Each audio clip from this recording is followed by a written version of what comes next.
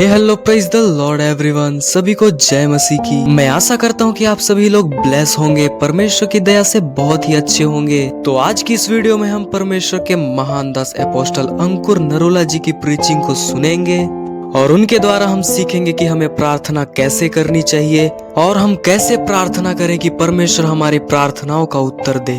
आप सभी लोगों से रिक्वेस्ट है कि आप सभी लोग इस वीडियो को पूरा देखें। अगर आप बीच में ही स्किप कर देंगे तो आपको वचन समझ में नहीं आएगा, क्योंकि परमेश्वर का वचन कहता है विश्वास सुनने से आता है और सुनना मसीह के वचन से होता है। हालेलुया। यीशु आने वाला है, जीसस इज कमिंग।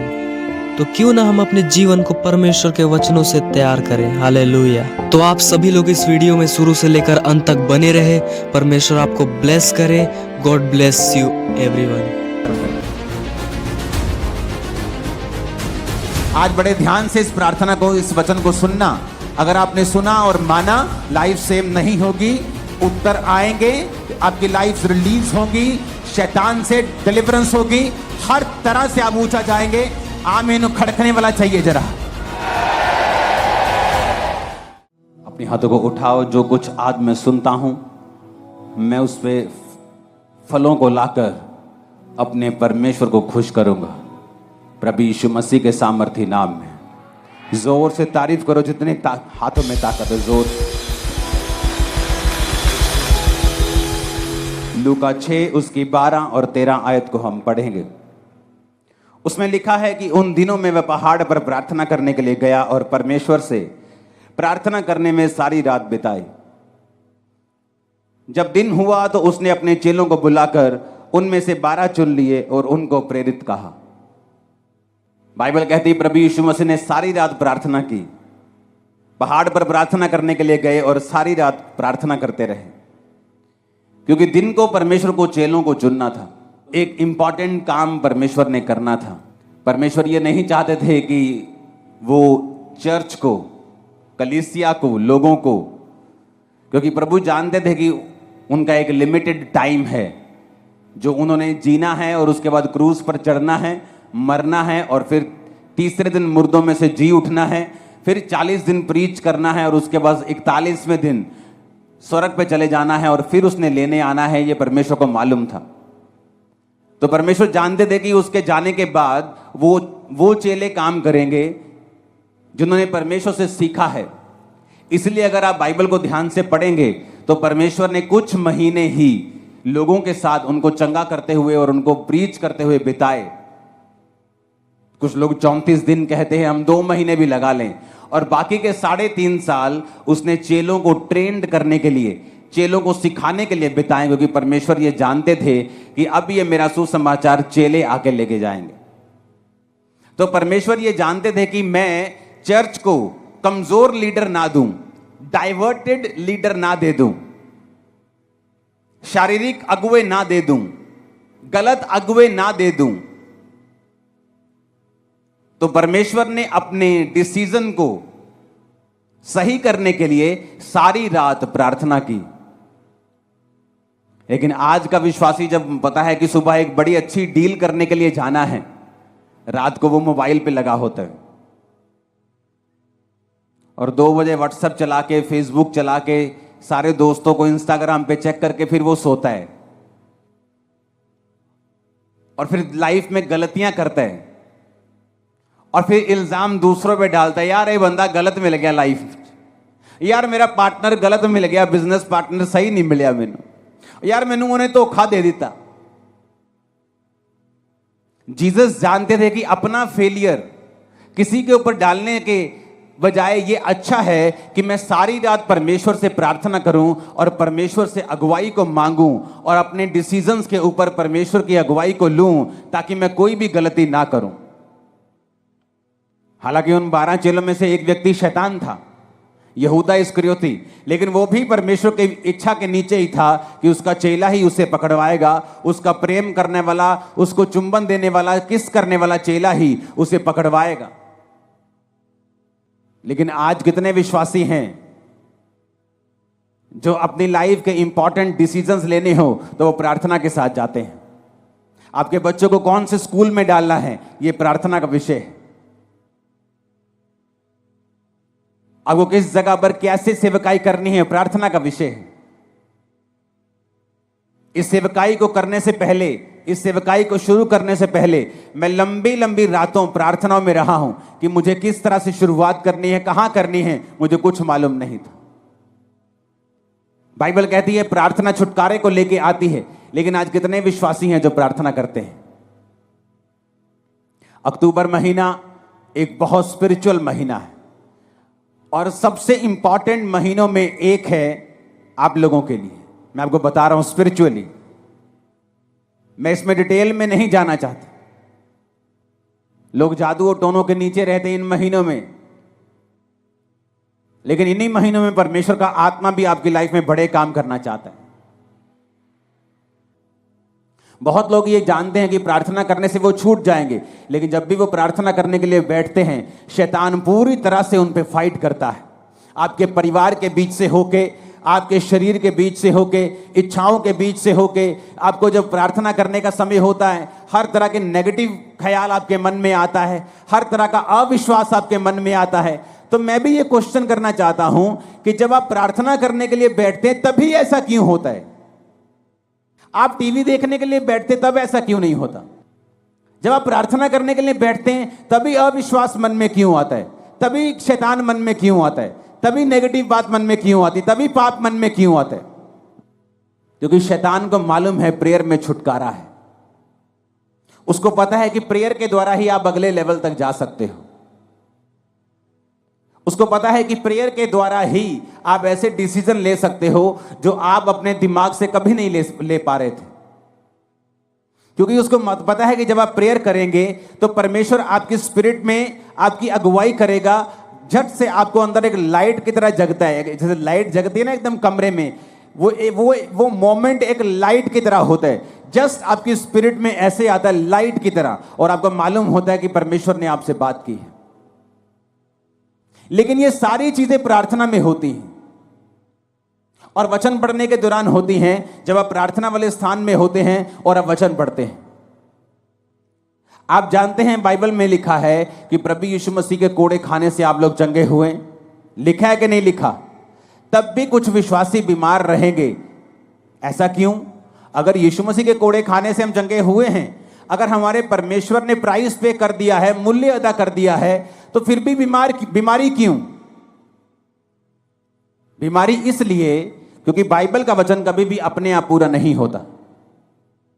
जिस तरह इंडिया का संविधान जो आपको ताकत देता है, जो ये कहता है कि जब आपने एक प्रॉपर्टी के पैसे पे कर दिए और वो प्रॉपर्टी की रजिस्ट्री आपके नाम के ऊपर है, तो कोई दूसरा उस पर कब्जा नहीं कर सकता, लेकिन फिर भी लोग कब्जा कर लेते हैं। हाँ या ना?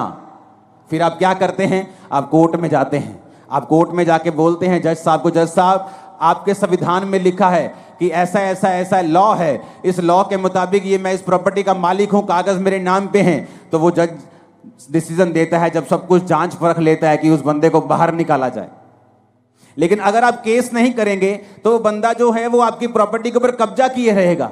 आप रोते रहिए, आप करलाते रहिए, आप भीख मांगते रहिए, आप रेंट पे रहते रहिए, आप कुछ भी करते रहिए, नुकसान झेलते रहिए, लेकिन ये सारी चीजें आपका छुटकारे का कारण नहीं बन सकती जब तक आप केस नहीं करेंगे।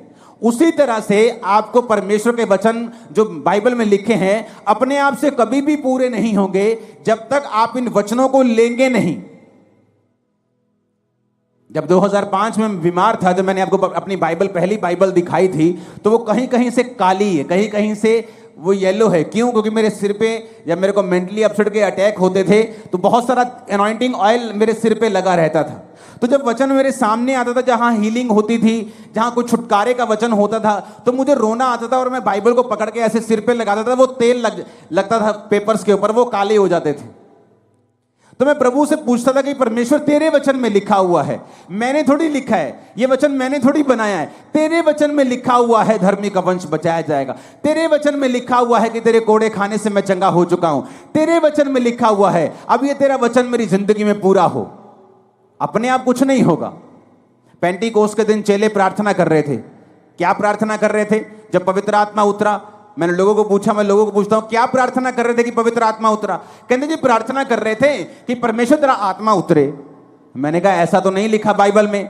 वचन कहता है, उन्होंने पुराने नियम का वचन निकाल के योएल नबी की पुस्तक निकाली और कहा, प्रभु तेरे वचन में लिखा है अंत के दिनों में तू अपना आत्मा सब मनुष्यों के ऊपर उंडेलेगा। अब तू अपने लिखे हुए वचन के अनुसार अपना आत्मा दे। जब परमेश्वर आपको लिखे हुए वचन से प्रार्थना करते हुए देखता है तो वो आपकी प्रार्थना मोड़ सकता है, खाली भेज सकता है, लेकिन वो अपने लिखे हुए वचन के बीच से की गई प्रार्थना को खाली नहीं भेजता। कितने मेरी बात को समझ रहे हैं? जब आप जज को बोलते हैं, जज साहब इसको छोड़ दीजिए, ये अपनी मां का एक लौता बेटा है, इसकी मां मर जाएगी, तो जज इस बिहाफ पर गुनहगार को छोड़ता नहीं है।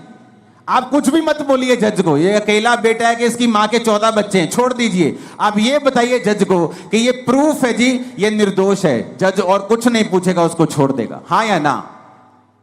उसी तरह से आप परमेश्वर को धमकियां देते हैं, प्रभु मेरा अभी मैं तो अभी जवान हुई हूं। आप धमकियां देते हैं, प्रभु मेरा बच्चा अभी छोटा है। आप धमकी देते हैं, प्रभु मेरे पास पैसा नहीं है तो मेरी मां को कैंसर कैसे हो सकता। आप धमकियां देते हैं, उसका कोई भी असर परमेश्वर पे नहीं होगा, क्योंकि वो लिखे हुए वचन से बीच में से जो प्रार्थना की जाती है उसको वो सुनता है और उत्तर देता है, क्योंकि वो अपने वचन का इनकार नहीं कर सकता।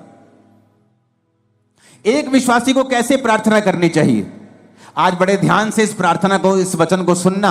अगर आपने सुना और माना, लाइफ सेम नहीं होगी, उत्तर आएंगे, आपकी लाइफ रिलीज होगी, शैतान से डिलीवरेंस होगी, हर तरह से आप ऊंचा जाएंगे। आमीन खड़कने वाला चाहिए जरा। अब आपको बात बड़े ध्यान से समझना है, एक विश्वासी को प्रार्थना कैसे करनी चाहिए ये मैं आपको समझाता हूं। ये मैं उन लोगों को समझाता हूं कई बार जो मेरे पास मिलने के लिए आते हैं, लेकिन आज मैं आप सबको समझा रहा हूं। एक विश्वासी को प्रार्थना कैसे करनी चाहिए, कौन सी प्रार्थना है जिससे आपकी लाइफ में रिजल्ट आता है। अब आपने ये बात समझ ली कि प्रार्थना जरूरी है। प्रार्थना नहीं करेंगे परमेश्वर उत्तर नहीं देगा। उसने लिखा है मांगो तो दिया जाएगा। वचन, ये आप बोलेंगे वचन में तो लिखा है कि परमेश्वर मांगने से पहले जानता है तुम्हें किन वस्तुओं की जरूरत है। हाँ, वो जानता है तुम्हें किन वस्तुओं की जरूरत है, लेकिन देता तभी है जब तुम मांगते हो, क्योंकि वो अपने वचन को पूरा करता है। मांगो तो दिया, ढूंढो तो तुम, खटखटाओ तो तुम्हारे लिए खोला जाएगा।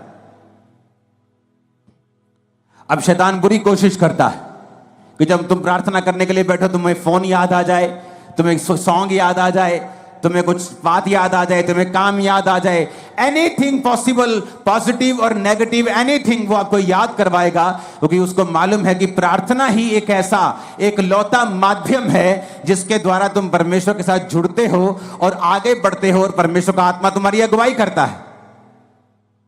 जो मैंने अपनी मसीह लाइफ में देखा है, मैं आपको उस एक्सपीरियंस से और वचन से आपको बताता हूं प्रार्थना कैसे करनी चाहिए। आपको दिन में सुबह प्रार्थना करनी चाहिए, आपकी पर्सनल प्रेयर, जिसमें आप सिर्फ अपने लिए, अपने परिवार के लिए, अपने काम के लिए, अगर आप पास्टर हैं तो अपनी सेवकाई के लिए आप प्रार्थना करते हैं। अगर आप सुबह 1.5 घंटा प्रार्थना करने बैठे हैं, क्योंकि उसके बाद आपको काम पे निकलना है, तो आपको पौना घंटा प्रार्थना करनी है, 45 मिनट। आधा घंटा आप वचन पढ़ें और बाकी का 15 मिनट आप वचन को खोलें और अपनी लाइफ के मुताबिक, मान लीजिए एक विश्वासी बीमार है, वो नीति वचन को निकाले 3 को, वो यशाया 54 को, वो भजन संहिता 103 को, वो इस तरह के वचन निकाले जहां परमेश्वर ने आपको शारीरिक चंगाई की वायदा किया है। आप उस वचन को पढ़ें कि परमेश्वर तेरे वचन में लिखा है। जिस तरह जब मुझे रोग था तो मैं परमेश्वर को बोलता था कि प्रभु तेरे वचन में लिखा है भजन संहिता में कि तू मुझे दीर्घ आयु से तृप्त करेगा, तो मैं प्रभु से बात करता था, लड़ता था, जैसे फाइट करते हैं। किससे? वचन से। इमोशनल फाइट नहीं, उसका कोई फायदा नहीं। वचन से फाइट करना। परमेश्वर कहता है वचन से अपने प्रमाण मुझे दो, सबूत दो मुझे, क्यों मैं तुम्हें चंगा करूं, क्यों तुझे बच्चा दूं, क्यों ब्लेस करूं, सबूत दो। क्या है सबूत? सबूत वचन है। तो प्रभु से मैं बोलता था प्रभु तेरे वचन में लिखा है कि तू मुझे दीर्घ आयु से तृप्त करेगा, तो क्या इस रोग के साथ मैं दीर्घ आयु जी सकता हूं? अगर जी सकता हूं तो ये दीर्घ आयु किस काम की होगी अगर मैं सारी उम्र रोगी रहूंगा? तो मैं इस तरह से प्रभु के साथ फाइट करता था कि प्रभु तेरे वचन में लिखा है कि तू मुझे दीर्घ आयु से तृप्त करेगा। एक टेस्टिमनी को मैं पढ़ रहा था एक सिस्टर की, आज बहुत सारी जबरदस्त गवाहियां आपने सुनी, तारीफ करो सब गवाहियों के लिए। तो मैं गवाही जब सुन रहा था तो एक सिस्टर थी जिसने वचन सुना, और वचन सुनने के बाद उसने रोज वचन के बीच से प्रार्थना करनी शुरू कर दी। तो हुआ क्या था, उसके यूट्रस में बीमारी थी, उसको बेबी नहीं, हस्बैंड में भी रोग था, बेबी नहीं हो सकता था। लेकिन उसे यह मालूम हुआ कि वचन के बीच से अगर मैं प्रार्थना करूंगी और प्रभु को उसके वायदे याद करवाऊंगी तो ये परमेश्वर संभव है। उसने प्रार्थना करनी शुरू कर दी वचन से कि प्रभु तेरे वचन में लिखा है कि धर्मी का वंश बचाया जाएगा। मेरा वंश कहां है? क्या मैं धर्मी नहीं हूं? मैं तुझ पे विश्वास करती हूं तो मैं एक धर्मी हूं।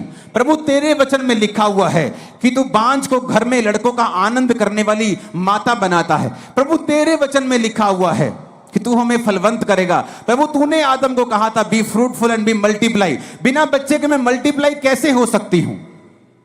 तो उसने रोज क्या किया, वचन के बीच से प्रभु को प्रार्थना करनी शुरू कर दी। 2-3-4 साल कुछ नहीं हुआ, कोई फर्क नहीं, लेकिन उसकी बॉडी थोड़ी अच्छी हो गई, लाइफ अच्छी हो गई। वो चलती रही चलती रही चलती रही।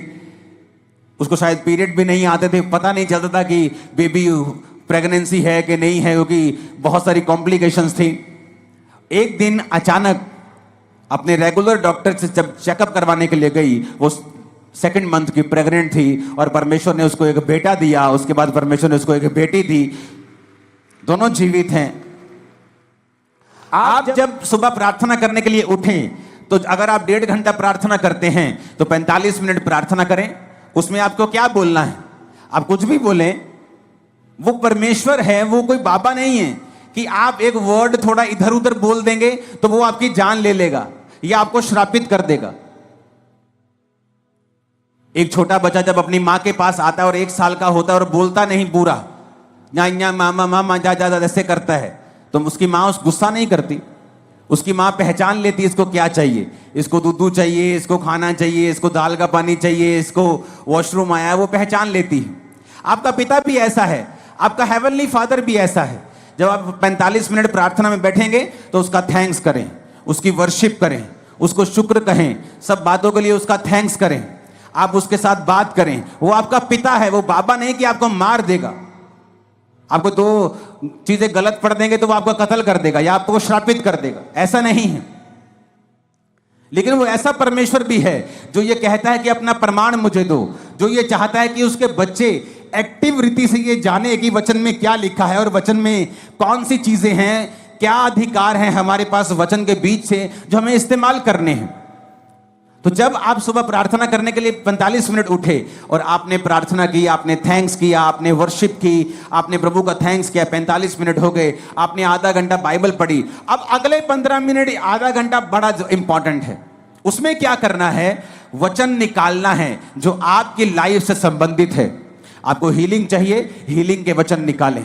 आपको बच्चा चाहिए, उस बच्चे के वचन निकालें। जहां परमेश्वर ने आपको वंश आशीषित करने का आपको वायदा किया है, परमेश्वर ने कहा वो व्यक्ति जो परमेश्वर की इच्छाओं पर चलेगा और उससे उसका डर मानेगा, परमेश्वर उसको उसी मार्ग पे चलाएगा जिससे वो प्रसन्न होता है, उसका वंश पृथ्वी पर पराक्रमी होगा। तो परमेश्वर कहते तुम्हारे बच्चे जो होंगे पृथ्वी के ऊपर पराक्रमी होंगे, बड़े बड़े काम करने वाले होंगे, डरपोक बच्चे नहीं होंगे। तो आप इस वचन का फायदा उठा सकते हो। अगर आपके बच्चे डरपोक है तो, अगर आपके बच्चे अनसक्सेसफुल है तो, कम पढ़ते हैं तो, समझ नहीं आती कि प्रभु तेरे वचन में लिखा है कि तेरा वंश पृथ्वी के ऊपर पराक्रमी होगा, मेरे बच्चों को पराक्रमी बना, मेरे बच्चों को एक्सीलेंट बना, मेरे बच्चों को ब्लेस कर। हर एक चीज के लिए बाइबल में परमेश्वर का वायदा है, वचन है। आप अपने मोहल्ले में क्रिश्चियन हैं, आप एक छोटा मोटा बिजनेस करते हैं, आप अगर वचन को जानते होंगे आप उस वचन को निकाल लेंगे। प्रभु तेरे वचन में लिखा है, तूने कहा है कि तू मुझे सब जातियों से श्रेष्ठ करेगा, सब दूसरी जातियां अन्य जातियों से तू मुझे श्रेष्ठ करेगा। प्रभु मैं प्रार्थना करता हूं, मैं अपने टाइट को भी बोता हूं, मैं आज प्रार्थना करता हूं, मुझे सबसे श्रेष्ठ बनना है, मुझे बेस्ट बनना है अपने बिजनेस में, अपनी लाइफ में मुझे बेस्ट चाहिए। आप बेस्ट होंगे अगले 7 सालों के अंदर। लेकिन क्या आपने वो मांगा? नहीं, आपने मांगा नहीं। आप चाहते हैं हो, आप विश करते हैं प्रभु मुझे हील कर दे। आप जीनी के पास नहीं है कि आपने रगड़ा और जीनी निकला और आपने कहा क्या चाहिए, उसने कहा क्या चाहिए, आपने कहा मुझे चंगा कर दो। परमेश्वर कहता मांगो तो दिया जाएगा, अपने प्रमाण दो, अपना मुकदमा लड़ो। आज लोगों को इतना भी मालूम नहीं है कि जो उन्हें चाहिए बाइबल में कहां लिखा है। उसका बहाना है वो तो अनपढ़ है। आज अगर तुम्हारी बहन वेस्टर्न यूनियन में 10,000 रुपए भेज दे इंग्लिश में लिख के, तुम भाई साहब 15 मिनट में पैसे निकाल के ले आओगे। तुम्हें पता है किससे पढ़वाना है, किसको 10 रुपए का लालच देना है, किस पोते को बोलना है, किस पोती को बोलना है 100 रुपए देके और पैसे निकलवा के लेके आने। लेकिन जब बाइबल पढ़ने का समय आता है, आपको ट्यूशन रखनी चाहिए। अगर आप अनपढ़ है तो 2 महीने में बाइबल पढ़नी सीखो, खुद समझो बाइबल में कहां कहां वो वचन लिखे हैं जो आपको जरूरी चाहिए, जो आपके लिए एक हथियार की तरह काम करेंगे। ऊंची आवाज में हालेलुया बोलो जरा। अगर आप प्रार्थना नहीं करेंगे, इसका मतलब आपने प्रभु से मांगा नहीं। आपने मांगा नहीं, आपने पाया नहीं। उसने कहा मांगो तो दिया जाएगा। तो मेरी प्रार्थना कैसे होती थी? सुबह जब प्रार्थना करो तो मैं लिखे हुए पॉइंट्स के साथ प्रार्थना करता। मुझे ये चाहिए, वो पॉइंट लिखना, उस पॉइंट के हिसाब से वचन निकालना और प्रभु को कहना, प्रभु तेरे वचन में लिखा हुआ है, मैंने नहीं लिखा, तूने लिखा है। तूने लिखा है अपने वचन में, इस वचन को परमेश्वर मेरी लाइफ में पूरा कर। वचन के साथ 15 मिनट के लिए लास्ट प्रार्थना करना, वचन से परमेश्वर को याद करवाना। अगर आपको कोई सीरियस प्रॉब्लम है तो उसके बाद आप शाम को प्रार्थना करें फिर 1.5 घंटा, और उसके बाद सेम वही प्रार्थना रात को करें 1.5 घंटा। अगर आप ठीक हैं, आपकी लाइफ में ओके है, आप ब्लेस्ड हैं, आप 1 घंटा 1 घंटा 1 घंटा आप 3 बार प्रार्थना करें रोज। सुबह 1 घंटा, शाम को 1 घंटा, रात को 1 घंटा। आप शाम को 1 घंटा नहीं दे सकते, आप काम, बिजनेस वूमन है, आप काम करने जाती हैं, आप एक बिजनेसमैन हैं, तो आप सुबह को 1.5 घंटा, रात को 1.5 घंटा परमेश्वर को दें। अपने दिन की शुरुआत प्रार्थना से करें, रात का अपना दिन का अंत प्रार्थना से करें। आप परमेश्वर को लिखे हुए वचनों से बताएं कि आपको क्या चाहिए। अपने पॉइंट्स को लिख कर रखें, उन पॉइंट्स के हिसाब से बाइबल के वचन निकालें और फिर परमेश्वर को उन वचनों से बताएं कि परमेश्वर मुझे ये चाहिए क्योंकि तेरे वचन में ये लिखा हुआ है। अगर आप अपना मुकदमा नहीं लड़ेंगे, अगर आप अपना मुकदमा पेश नहीं करेंगे, आप वचन के बीच से होकर लड़ाई नहीं करेंगे तो आपको नहीं मिलेगा। अब अपने आप में अंदर एक, पंजाबी के अंदर झाती मार के देखो अंदर जरा कि कितनी प्रार्थना करते हैं, या जो आपको चाहिए कि आपने उससे इनफ मांगा है। जो आपको प्रभु से चाहिए, क्या आपने उसके लिए फाइट की है? क्या आपने उसके लिए लड़ाई की है? नहीं की। अगर केस बड़ा हो, आम बुखार हो तो पैरासीटामोल से ठीक हो सकता है, लेकिन बुखार अगर टीबी की वजह से हो तो टीबी की दवाई खानी पड़ती है। केस बड़ा है, कैंसर बड़ा है, बीमारी बड़ी है, प्रार्थना आधे घंटे की है। बस यही बोलते रहते बेड पे बैठे, प्रभु कुछ कर, प्रभु मैंने चंगा कर। और ये नहीं कहते प्रभु तेरे वचन में लिखा है तेरे कोड़े खाने से हम चंगे हुए। आज मैं वचन के बीच तेरे पास आता हूं। तूने कहा है तू संकट के दिन तू मुझे पुकार तो मैं तुझे उत्तर दूंगा। तेरे वचन में लिखा हुआ है कि तू अपने धर्मी जन के अपराधों को माफ करता है, उनको चंगा भी करता है। लेकिन वचन के बीच से हमने कोई प्रार्थना नहीं की। यीशु मसीह को मालूम था कि मैं अपनी चर्च को कमजोर चेले नहीं दे सकता, डाइवर्टेड चेले नहीं दे सकता। क्योंकि जब प्रभु यीशु मसीह ने 12 चेले चुने तो मैं आपको बता सकता हूं परमेश्वर के पास सैकड़ों लोग थे जो उसको उस समय फॉलो कर रहे थे। और सैकड़ों लोगों में से परमेश्वर ने 12 प्रेरित चुने थे। और उन 12 प्रेरितों को चुनने से पहले प्रभु यीशु मसीह खुद परमेश्वर होने के बावजूद भी वो सारी रात पिता से प्रार्थना करने के लिए गए। आज हमें लगता है ये अच्छा है, ये अच्छा है, लेकिन परमेश्वर कहता है विद प्रेयर अगर तुम वो काम करोगे तुम कभी फेल नहीं होगे। कितनों को इन बातों को समझ आ रही है? कहां गलती है, कहां चर्च गलती कर रही? परमेश्वर ने सारी रात प्रार्थना रोज नहीं की। उसने रोज सारी रात प्रार्थना नहीं की।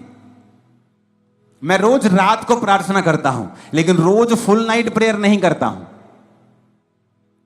मैं रोज सुबह प्रार्थना करता हूं, रोज रात को प्रार्थना करता हूं, शाम को भी हम फैमिली प्रार्थना करते हैं। हालेलुया। तो क्या मैं इनफ प्रार्थना कर रहा हूं? तो ये बेस्ट है कि अगर आप 1+1+1 प्रार्थना करें। अगर आप 1 घंटा प्रार्थना करने के लिए बैठे हैं सुबह 1.5 घंटा, तो आधा पौना घंटा आप प्रार्थना करें, प्रभु से अपने वर्शिप करें, उसका थैंक्स करें। उसके बाद आप बाइबल पढ़ें कुछ समय के लिए और फिर कुछ समय आप बाइबल के वचनों के बीच से होकर प्रार्थना करें। आपकी लाइफ कभी भी सेम नहीं रहेगी। अगर आपको इस बात का प्रमाण देखना है तो एक काम करें, अपनी बाइबल के पीछे एक पेंसिल ले लें और अपनी बाइबल के पीछे पेंसिल से अपने प्रेयर पॉइंट लिखें। आपको क्या क्या चाहिए, पहला पॉइंट क्या चाहिए, दूसरा क्या चाहिए, तीसरा क्या चाहिए, चौथा क्या चाहिए। पेंसिल से लिखें, पेन से नहीं लिखना। और उन पेंसिल से लिखे हुए जो आपके प्रेयर पॉइंट हैं उन्हें वचन के बीच से होकर आप रोज 1+1+1 रोज 2 समय कम से कम 1.5 घंटा या 1 घंटा 3 बार आप रोज परमेश्वर को याद करवाना शुरू करें। आप फिर देखें कुछ महीने बाद कि जो पॉइंट आपने पीछे लिखे हुए हैं, मैं आपको बता सकता हूं वेरी सून उनमें से 50%, 60%, 70%, फिर 90%, 100% आप उन प्रेयर पॉइंट्स को पूरा होते हुए देखेंगे। आप देखेंगे कोई रह ही नहीं गया। आप आगे ऐड करते जाएंगे, वो नए होते जाएंगे, लेकिन जो आपने पुराने ऐड किए होंगे आप देखेंगे कि किस तरह से परमेश्वर ने आपकी लाइफ में वो काम किया। और जो आपके प्रेयर पॉइंट पूरा हो गया उसे मिटे दें, उसे मिटाकर पेन लें और बाइबल में ही कहीं पर एक बहुत से बाइबल में खाली पेजेस होते हैं, उस पेन से लिखें गवाही कि ये प्रेयर पॉइंट आपका था, इस तारीख को परमेश्वर ने इसको पूरा कर दिया। जो प्रेयर पॉइंट पूरा होता जाए बाइबल के पीछे पेन से लिखते जाएं। आप हैरान हो जाएंगे इस प्रार्थना को करने के बाद, इस तरह की प्रार्थना को करने के बाद जब आप 1 साल के बाद अपनी बाइबल देखेंगे तो आपके नीले पॉइंट ज्यादा होंगे और काले वाले कम होंगे। आप देखेंगे वो पूरे हो रहे हैं। और जब भी आप देखेंगे कि शैतान आपको इस प्रार्थना करने से क्यों रोकता रहा है, उसको मालूम है इसी प्रेयर में रिजल्ट आना है। शैतान को पता है कि इसी प्रार्थना के द्वारा आप छुड़ाए जाएंगे, इसलिए वो पूरी संभव कोशिश करता है कि आपको इस प्रार्थना से दूर रखा जाए, क्योंकि प्रार्थना में छुटकारा है ये शैतान जानता है। परमेश्वर ने क्या कहा, इतना सिंपल और इतना पावरफुल परमेश्वर ने वचन दिया। परमेश्वर ने कहा एक नगर में एक विधवा थी और एक अधर्मी न्यायी रहता था। न्यायी मतलब एक जज रहता था, लेकिन अधर्मी था, पापी था।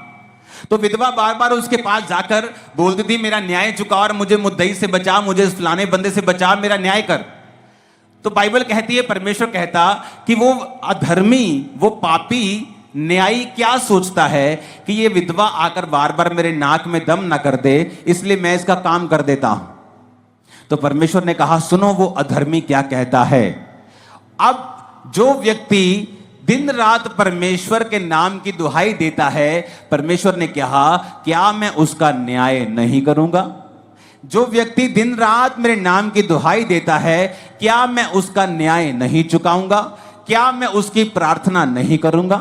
ये कौन कह रहा है? सीधा डायरेक्ट प्रभु यीशु मसीह का वचन है ये। प्रभु यीशु मसीह अपने मुंह से अपने लोगों को समझा रहे हैं कि एक विधवा बार बार जाने से एक पापी बंदे से न्याय ले सकती है। तो प्रभु कहता है कि अगर तुम मेरे पास दिन और रात मेरे नाम की दुहाई दोगे, मैं तुम्हारा न्याय क्यों नहीं करूंगा, मैं तुम्हें क्यों नहीं छुड़ाऊंगा, मैं क्यों तुम्हारी प्रार्थना का उत्तर नहीं दूंगा, मैं क्यों तुम्हें नहीं बंधनों से आजाद करूंगा। पर कंडीशन क्या है? अगर वो दिन रात मेरे नाम की दुहाई दें। आप एक दिन प्रार्थना करेंगे सुबह, आपने प्रार्थना की प्रभु तेरे वचन में लिखा है धर्मी का वंश पराक्रमी होगा। प्रभु अपने बच्चों के लिए प्रार्थना करता हूं, अपने लिए हीलिंग के लिए, डिलीवरेंस। आप प्रार्थना करते हैं वचन के बीच से, आप वही प्रार्थना फिर शाम को करते हैं, वही प्रार्थना फिर आप रात को करते हैं, फिर सुबह, फिर दोपहर, फिर शाम, फिर रात, फिर सुबह, फिर शाम, फिर रात, फिर सुबह, फिर शाम। परमेश्वर को आप दुखी कर देंगे और वो जवाब देगा। वो अपने वचन का इनकार नहीं कर सकता, वचन को डिनाई नहीं कर सकता। अगर आप वचन के बीच से उससे लड़ेंगे, वो आपको उत्तर देगा। याकूब को भी यह बात मालूम थी। याकूब को पता था कि उसका भाई उसे मारने के लिए 400 बंदे लेके आ रहा है। क्या लिखा वचन में? उसने सब परिवार को नदी के पार कर दिया। अपने 11 जितने बच्चे थे उसके उस समय तक, उन 11 बच्चों को, उन पत्नियों को, उन भेड़ों बकरियों को, सबको आगे कर दिया और रात अकेला रह गया। और क्या करता रहा? लिखा वो स्वर्गदूत के साथ रात भर लड़ता रहा। कैसे लड़ता रहा? शरीर के साथ नहीं। आप प्रभु से नहीं लड़ सकते, जा मैं तेनू नहीं मानता, जा मैं हूं प्रार्थना, आप ऐसे नहीं लड़ सकते। आप वचन से लड़ सकते। प्रभु तेरे वचन में लिखा है कि नहीं लिखा? तेरे वचन में लिखा है ना, तो ये मेरे जीवन में पूरा कर। तेरे वचन में लिखा है, मैं बांझ कैसे रह सकती हूं? क्योंकि तूने कहा है कि धर्मी तू बच, तेरा घराना बचाया जाएगा। तेरे वचन में लिखा है गर्भ का फल यहोवा के और से दिया हुआ प्रतिफल है। तेरे वचन में लिखा है, तो मैं गर्भ के फल से कैसे रह सकती हूं? आप लड़ेंगे नहीं। तो बाइबल कहती है वो पूरी रात लड़ा और परमेश्वर के दूत ने कहा अब से तेरा नाम इज़राइल होगा। और उसके भाई का मन चेंज हो गया। जब वो भाई से मिला तो उसने उसे मारा नहीं। क्यों? क्योंकि प्रार्थना में वो सब बातों को जीत चुका था। प्रभु ने उससे वायदा किया था कि मैं तेरे वंश को ये करूंगा, तेरे वंश को वो करूंगा। तो वो क्या फाइट कर रहा था? प्रभु मैंने थोड़ी कहा था, मैंने थोड़ी कहा था कि मेरे वंश को तू ब्लेस कर। तूने कहा था कि तेरे वंश में राजा पैदा होंगे। तूने कहा था कि तेरे वंश में ये होगा। तूने मेरे बाप, तूने मेरे दादा, तूने मेरे फलाने को ये कहा था। वो परमेश्वर से इस वचन से फाइट कर रहा था कि तेरा वचन कहता है, तेरा वायदा है। तूने कहा था कि मेरे दादा को, मेरे बाप को, मेरे दादा अब्राहम को तूने कहा था कि तेरा वंश ऐसा होगा। और तू जानता है परमेश्वर, मेरा भाई तुझ में नहीं है, एसाव तुझ में नहीं है, एसाव परमेश्वर में नहीं है। अगर वो परमेश्वर में होता तो कनानी लड़कियों से कभी भी शादी नहीं करता। मैं तुझ में हूं, मैं अपने दादा अपने पिता का वंश हूं, मेरे वंश के साथ तेरा वायदा है। इस तरह से वो फाइट कर रहा था और परमेश्वर ने उसको सुना। जोर से हालेलुया बोलो जरा। आज से अगर ये प्रेयर शुरू की तो नीले पेन से लिखने के लिए जल्दी तैयार हो जाना। लिखना जरूर, आपको समझ आएगी मैं क्या कह रहा हूं। आप जब लिखना शुरू करेंगे पेंसिल से, जो आपको चाहिए, जो मिल गया उसे पेन से लिखेंगे, आपको रियलाइज होगा कि आपने परमेश्वर से कहीं अधिक पाया है। कितनी प्रार्थनाओं को परमेश्वर ने सुना है। आप भूल जाएंगे 3 साल में आज आपको क्या मिला था, लेकिन वो पेन से लिखा हुआ आपको याद करवाता रहेगा।